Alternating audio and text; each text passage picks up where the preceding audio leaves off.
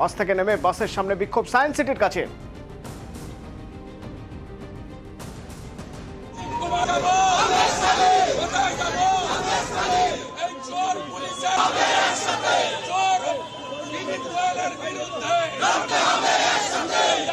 ভেঙ্কটেশ্বর প্রতিনিধি আমার সঙ্গে রয়েছেন। ভেঙ্কটেশ্বর, স্লোগান শুনতে পাচ্ছি আমরা, কি বলছেন তারা, কি অবস্থা ওখানকার? দেখো, অন্যায়ভাবে বিজেপি বিধায়কদের আটকে দেওয়া হয়েছে, শুভেন্দু অধিকারীকে আটকে দেওয়া হচ্ছে, এমনটাই অভিযোগ করা হচ্ছে। এবং তুমি জানো যে 1:10 সায়েন্স সিটির কাছে এখানে শুভেন্দু অধিকারী এবং অন্যান্য বিজেপি বিধায়করা এলে পুলিশের পক্ষ থেকে আটকে দেওয়া হয়, রাস্তার ব্যারিকেড লাগিয়ে দেওয়া হয়। তারপরেই কিন্তু পর্যন্ত বিজেপি বিধায়করা শুভেন্দু অধিকারীরা সেই গাড়ির মধ্যেই বসেছিলেন এবং তারপর গাড়ির বাস থেকে নেমে, যে বাসে করে তারা এসেছিলেন সেই বাস থেকে নেমে একেবারে তারা রাস্তার ওপর বসে পড়েন, সেখানে স্লোগান দিতে থাকেন। অন্যায়ভাবে তাদেরকে আটক করা হয়েছে সেই অভিযোগ করা হয় এবং সেখানে বাধা দেওয়া হয়। 144 ধারা থেকে অনেক দূরে তারা রয়েছেন, কিন্তু কেন কলকাতা পুলিশের জুরিডিকশনে তাদেরকে আটকে দেওয়া হলো সেই প্রশ্নই তারা তোলেন। শুভেন্দু অধিকারী জানালেন যে আগামী 15 ফেব্রুয়ারি তারা আবার সন্দেশখালী যাবেন। একেবারে শুভেন্দু অধিকারী তিনি জানালেন এই মুহূর্তে সমস্ত বিজেপি যারা বিধায়করা ছিলেন সেই বাস নিয়ে কিন্তু বাস ফের আবার বিধানসভার উদ্দেশ্যে রওনা দিয়ে দিল। শুভেন্দু অধিকারী নিজে গাড়িতে চড়ে যখন যাচ্ছিলেন সেই গাড়িকে শুভেন্দু অধিকারী গাড়িকেও কিন্তু পুলিশের পক্ষ থেকে বাধা দেওয়া হয়। তারপর এই মুহূর্তে সেখান থেকে ব্যারিকেড ছড়িয়ে দেওয়া হলে প্রত্যেকে কিন্তু এখান থেকে এই মুহূর্তে চলে গিয়েছেন। সব মিলিয়ে বলা চলে একেবারে দীর্ঘ বেশ কয়েক ঘন্টা ধরে বিজেপি বিধায়করা তারা একেবারে কার্যত অবস্থানে বসেন, রাস্তার উপরে বিক্ষোভ দেখান এবং শুভেন্দু অধিকারী জানালেন আগামী 15 ফেব্রুয়ারি তারা ফের সন্দেশখালী যাবেন। বিধানসভা থেকেই তারা ফের সন্দেশখালীর উদ্দেশ্যে রওনা দেবেন। সব মিলিয়ে এই মুহূর্তে একেবারে বিজেপি বিধায়করা যারা ছিলেন শুভেন্দু অধিকারীর নেতৃত্বে প্রত্যেকেই কিন্তু এখান থেকে চলে গেলেন এবং যে বাসে করে তারা এসেছিলেন সেই বাস কিন্তু বিধানসভার উদ্দেশ্যে রওনা দিল। অর্থাৎ সন্দেশখালী যাওয়া হলো না। বিজেপি বিধায়কদের পুলিশের পক্ষ থেকে স্পষ্ট জানিয়ে দেওয়া হয় এখানে নির্দিষ্ট নিয়মকানুন রয়েছে, 144 ধারা জারি রয়েছে বলে সেখানে গেলে আইন শৃঙ্খলা সমস্যা হতে পারে। সেই জায়গায় দাঁড়িয়ে একেবারে শুভেন্দু অধিকারী পুলিশকে নিশানা করলেন, সরকারকে নিশানা করে একেবারে যে জায়গায় তারা 1:10 থেকে বসেছিলেন বাসের মধ্যে সেই জায়গা ছেড়ে এই মুহূর্তে বেরিয়ে গেলেন। ধন্যবাদ ভেঙ্কটেশ্বর। এবং যাওয়ার আগে জানিয়ে গেলেন 15 তারিখ তারা আবার সন্দেশখালী যাবেন, 15 তারিখ সন্দেশখালী যাবেন জানালেন শুভেন্দু অধিকারী। আজ সকালের ছবি দেখাবো, আজ সকালের ছবি এবার আপনাদের একবার দেখাবো। রাজ্যপাল সিভি আনন্দ বোস তিনি আজ সন্দেশখালী যান। রাজ্যপাল সিভি আনন্দ বোস এবং সন্দেশখালী যাওয়ার আগে তিনি জানিয়ে গিয়েছিলেন সন্দেশখালী গলি কা সন্দেশ জানতে যাচ্ছেন, অর্থাৎ গলির খবর নিতে যাচ্ছেন। আমরা থানায় সব জমা দিয়েছি, আমাদের সেরকম কোনো কিছু পাইনি। প্লিজ স্যার কিছু করুন স্যার, প্লিজ স্যার কিছু করুন স্যার, আমাদের ভয় হচ্ছে, আমাদের কিছু করুন স্যার, আমাদের কিছু করুন। তারা এই সব করে ঠেলেছে, ঘরটা ভেঙে দিলে বলছে। কে করেছে? নাসির সাহেব শিবু হাজরা শেখ শাহজাহান উত্তম। ছেলেটা কলেজ পড়ে তাকে বন্ধ করে দিচ্ছে, বলছে ওকে কলেজে পড়াতে হবে না, আমার সঙ্গে কাজ করুক। The number has been given to them and Raj Bhavan will take care of them. Personally, this is a promise to them and take care of their grievance now and do something to instill some confidence in them. About the police, we will take it up later. Let me understand the situation from them directly. Then I'll react to you. এবং আমি গিয়ে লিখলাম, আমাকে বললো দিদি একটা কিছু লিখুন। আমি লিখলাম কনগ্রাটস, আজকে তো অভিনন্দন জানানোর দিন, সবাই ভালো থাকুন। এই সেই স্কুলের ছবি দেখছেন আপনারা, ভবানীপুর মডার্ন স্কুল। এই স্কুলের উদ্বোধন করলেন, এখন ঘুরে দেখছেন স্কুল চত্বর। মুখ্যমন্ত্রী মমতা বন্দ্যোপাধ্যায় আবেগতাড়িত হয়ে পড়েছিলেন, নস্টালজিক হয়ে পড়েছিলেন, কারণ এই স্কুলে তিনি দীর্ঘদিন পড়িয়েছেন এক সময়। সেই স্কুল এবার নতুন সাজে।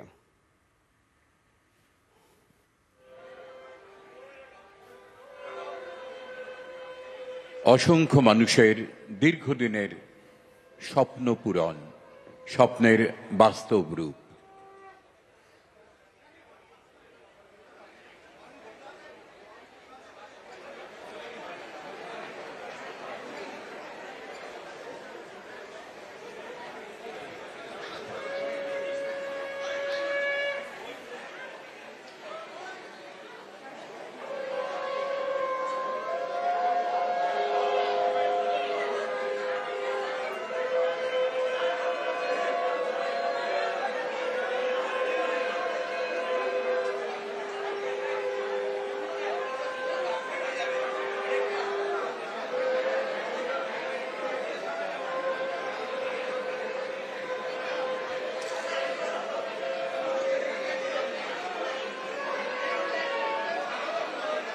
বাংলার উন্নয়নের প্রতিটি পদক্ষেপে যার স্নেহস্পর্শ আজ এখানে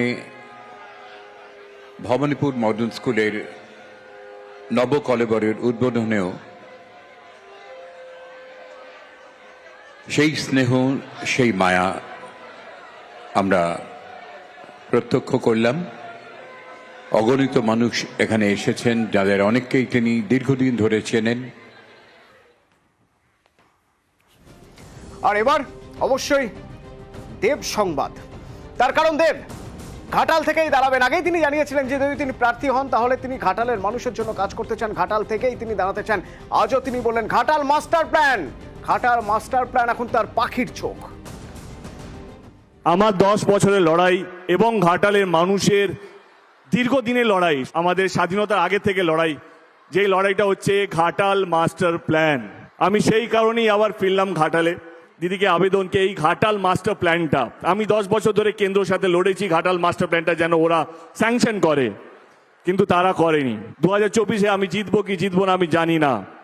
আমি এটুকু বলবো দিদিকে কে যেই জিতুক যেই হারুক, ঘাটাল মাস্টার প্ল্যানটা যেন হয় এবং সেইটা রাজ্য সরকার মানে আপনার হাত ধরেই যেন ঘাটাল মাস্টার প্ল্যানটা হয়, এইটুকু আবেদন আপনার কাছে রাখলাম।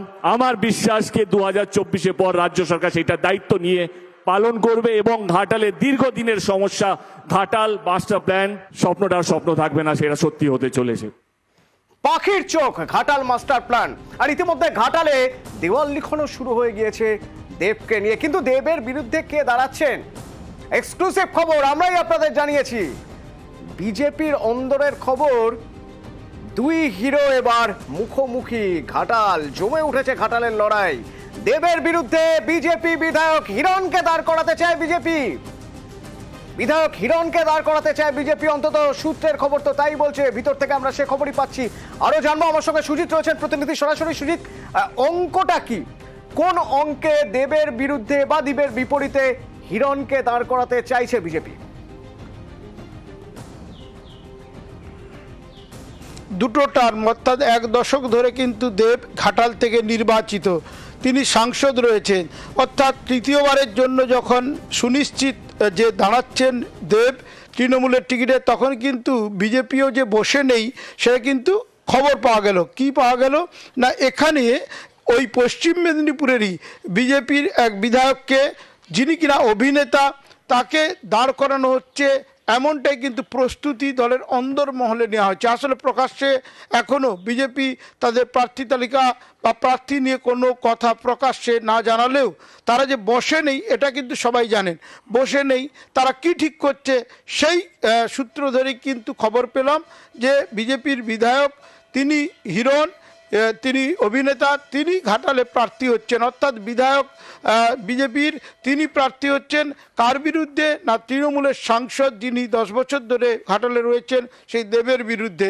অর্থাৎ কিনা এই যে অঙ্ক, সেখানে কিন্তু আরও একটি অঙ্ক লুকিয়ে রয়েছে, যেটা তুমি জিজ্ঞেস করছো, যে দিলীপ ঘোষের সঙ্গে একটা ঠান্ডা লড়াই রয়েছে দলের ভেতরে, এবং সেখানে যে নিজেদের দ্বন্দ্ব, যে সেই দ্বন্দ্ব মাথায় রাখছেন। কেন না, যদি হিরণও প্রার্থী হয় অন্য কেন্দ্রে গিয়ে, তাহলে দেখা যাবে দুজনেই কিন্তু নির্বাচনে সমানভাবে মনোনিবেশ করছে এবং সেখানে দ্বন্দ্বটা অন্তত এড়ানো যাবে, চাপিয়ে রাখা যাবে। সেসব কথা মাথায় রেখে পশ্চিম মেদিনীপুরে 2টি আসনে আপাতত যেটা ঠিক হচ্ছে যে মেদিনীপুর আসনে যদি দিলীপ ঘোষ হয়, তাহলে কিন্তু ঘাটাল কেন্দ্রে হিরণকে প্রার্থী করছে। অর্থাৎ কিনা দেবের বিপক্ষে বিজেপির প্রার্থী হচ্ছে অতনু, একেবারে হিরণ, সেটাই আপাতত সূত্রের খবর। সেইভাবে প্রস্তুতিও কিন্তু দলের ভেতরে শুরু হয়েছে। অর্থাৎ সুজিত, কোথাও যেন মেদিনীপুর একটা শান্তিপূর্ণ সহাবস্থানের দিকে যেতে চাইছে বিজেপি। একদিকেই থাকুন দিলীপ ঘোষ, আর একদিকে না হয় হিরণ দাঁড়ান দেবের বিরুদ্ধে। যদি নায়ককে হারাতে হয় তাহলে এক নায়ককেই দাঁড় করিয়ে দেখা যাক। এই অঙ্কে বিজেপি যদি হিরণকে দাঁড় করায়, হিরণের কি প্রতিক্রিয়া? না, এখনো পর্যন্ত আমরা সেই প্রতিক্রিয়া পাইনি, পেলেই আপনাদের জানাবো।